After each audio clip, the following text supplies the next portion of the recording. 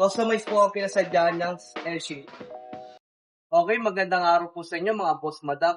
Meron tayo panibagong gawa na naman ng L-shape sofa. Ito po. Tignan po natin. Okay, pangalawang order na po sa atin ito ni Boss Ricky. Pangalawang L-shape na po niya. Ito naman dadali niya sa Zambales. Sa bahay nila sa Zambales. Okay, sumatin po muna natin yung pinagawa niya. Customize po ang pinasadya ng L-shape. Ito po yung sukat. 54 inches, yung haba ng corner. Kaliwa po yung corner niya, oh. Kapag nakaupo, kaliwa po.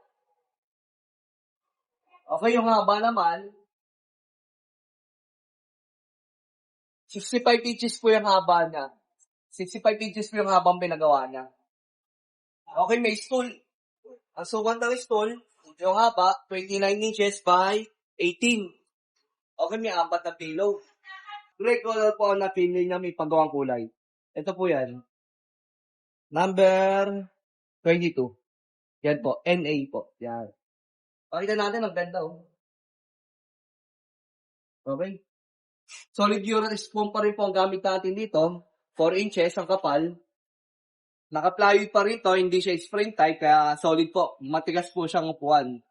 Magandaan dito, walang lunduan at quality po talaga kapag inupuan.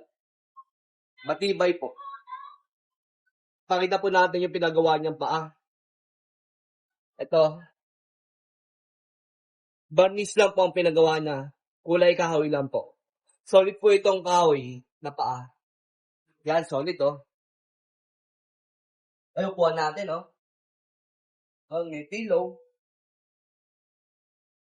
Thank you po kay Boss Ricky at patuloy na sumusuporta sa amin. Thank you po.